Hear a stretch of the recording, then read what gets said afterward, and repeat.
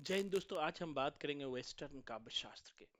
आखिर आप अगर यूजीसी नेट का पेपर देने जा रहे हो, डीएसएसबी नवोदय केवीएस का पेपर देने जा रहे हो, या फिर राजस्थान असिस्टेंट प्रोफेसर का पेपर देने जा रहे हो, तो आखिर वेस्टर्न काव्य से किस प्रकार के सवाल पूछे जा रहे हैं, उनका स्टैंडर्ड क्या है, उसी की चर्चा करेंगे। इसी तरह हमने 8 से 10 हजार सवालों का पैकेज लाया है। अगर आप भी क्वेश्चन का एनालिसिस करना चाहते हो, क्वेश्चन के मर्म को समझना चाहते हो, तो केबी कैंपस ऐप डाउनलोड करो और फ्री क्लास से जुड़ जाओ और अपनी सफलता को सुनिश्चित कर सकते हैं। तो चलिए हम लोग देखते हैं कि किस तरह के सवाल जो है इस हाई लेवल के एग्जाम में पूछे जा रहे हैं। उसी के कुछ सवाल को हमने लाया है। जैसा कि स्क्रीन पर आप देख रहे हैं, पहला क्वेश्चन हमने लाया है, बहुत ही महत्वपूर्ण है।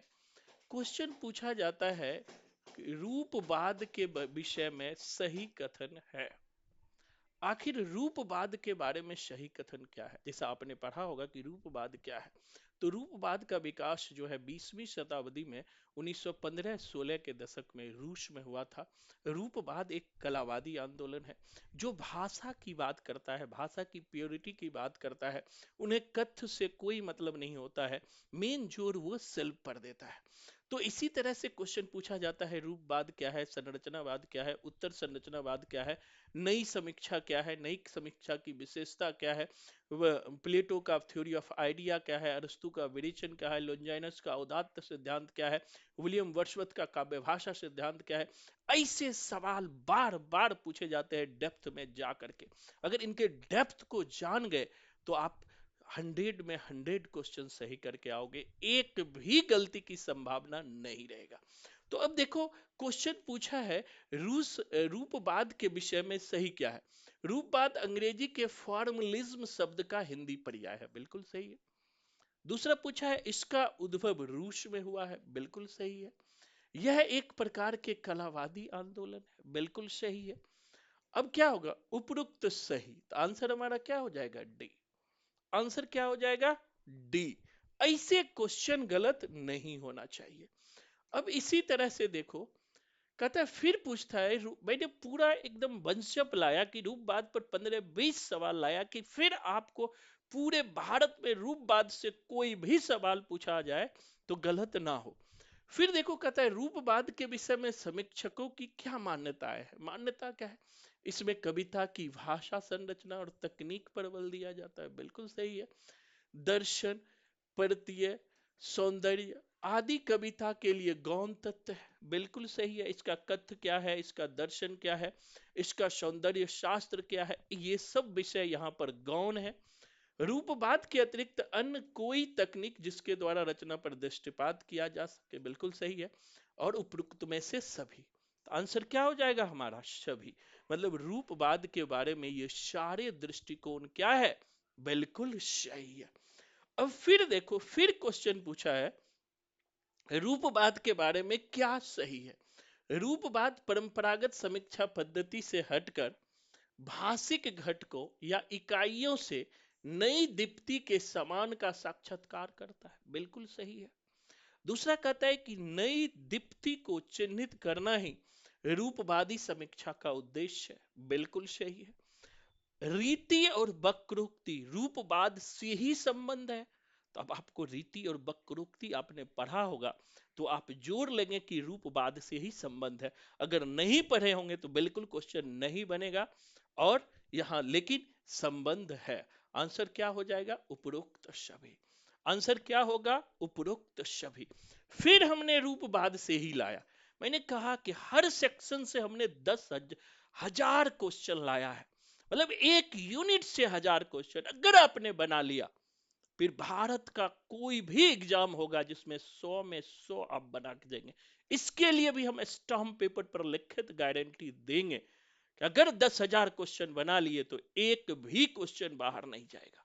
अब देखो, तीसरा फिर 31 का पूछता है, रूपवादियों के दो केंद्र हैं, आपने पढ़ा होगा, मास्को और पिट्सबर्ग। रूपवादियों की भाषकी केंद्र में पिट्सबर्ग की स्थापना 16 में हुई, तो मास्को में कब हुई? 15 में हुई। तो पहला मास्को में हुई थी 1915 में, और दूसरा पिट्सबर्ग में 16 में। कलावादी का जन्म ही रूस में हुआ है।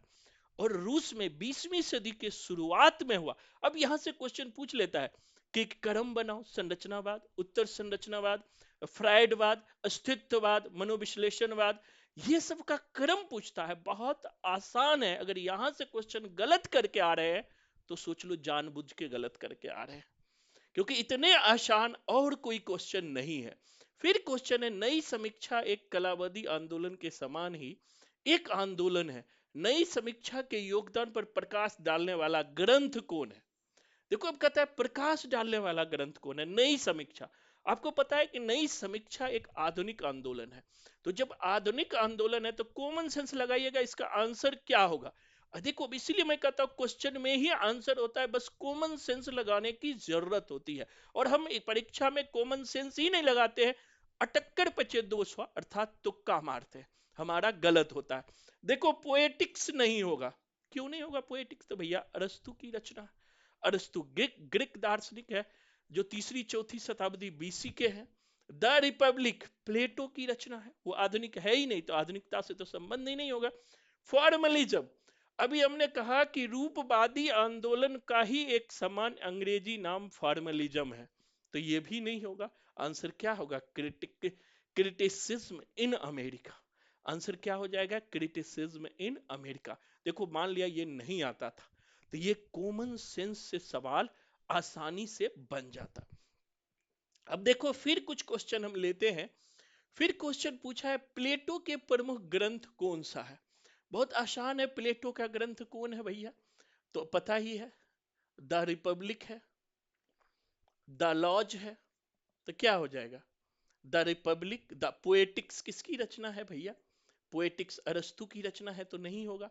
अब दो जिसमें नहीं होगा वही आंसर होगा। इसमें भी दो है, इसमें भी दो है, इसमें भी दो है, तो नहीं होगा। आंसर क्या हो जाएगा? एक, तीन और चार। This is called common sense. तो यहां कॉमन सेंस हमें यूज कर देना है। अब इसी तरह से एक क्वेश्चन और लेते हैं। अगर इसी तरह आप संपूर्ण वेस्टर्न इंडियन को समझना चाहते हो तो जरूर क्वेश्चन एनालिसिस से जुड़ो और अपनी सफलता सुनिश्चित करो। अगर आपका भी एक दो नंबर से रिजल्ट रह जाता है तो बार बार असफल मत हो। अब देखो, फिर कहता है प्लेटो के सिद्धांत की विशेषताएं हैं। कौन सी विशेषता है भैया? पहला कहता है, प्लेटो के अनुसार साहित्य को कला से उदात्त नैतिक सिद्धांतों की स्थापना होनी चाहिए। दूसरा कहता है, अश्लील तथा अनैतिक काव्य वैज्ञानिक नहीं होता। बिल्कुल सही है, दो सही है, जिसमें भी दो है। दूसरा कहता है, कवि को अपना काव्य में रिपब्लिक का अनुसरण करना चाहिए। ये भी सही है। दो तीन सही है। देखिए, दो तीन किसमें है? इसमें भी दो तीन है, इसमें भी दो तीन है, तो मतलब ये दोनों नहीं होगा। अगला से होगा, प्लेटो के अनुसार अनुसार नायक को अनुदारवादी होना चाहिए। गलत। अनुदारवादी नहीं बल्कि उदारवादी होना चाहिए। तो अब आंसर हमारा क्या हो जाएगा? ऊपर के तीनों, ऊपर के तीन यानी एक दो तीन। आंसर क्या होगा? एक दो तीन। इसी तरह से दोस्तों, अगर एनालिसिस करते हो प्लेटो को, अरस्तु को, लॉन्जाइनस को, विलियम वर्ड्सवर्थ को, कॉलरिज को, या फिर मैथ्यू अर्नाल्ड को, संरचनावाद को, उत्तर संरचनावाद को, कलावाद को, तो फिर एक भी क्वेश्चन गलत नहीं होगा। चाहे आप TGT, PGT, Navodaya, KVS, DSSB में जाइए, या यूपी, बिहार, मध्य प्रदेश, राजस्थान, झारखंड, कहीं के भी असिस्टेंट प्रोफेसर का पेपर देने जाइए, एक भी मैंने एनालिसिस किया है। ऐसे नहीं मैंने 10,000 क्वेश्चन को कलेक्ट किया है कि आपको 100 में 100 आने की गारंटी देती है केवी कैंपस, लेकिन उनको समझना पड़ेगा। तो बार बार असफल होने से अच्छा है एक बार मेहनत कर लिया जाए। तो हम फिर इसी तरह के क्वेश्चन आंसर के साथ आपको मिलेंगे। तब तक धन्यवाद। जय हिंद।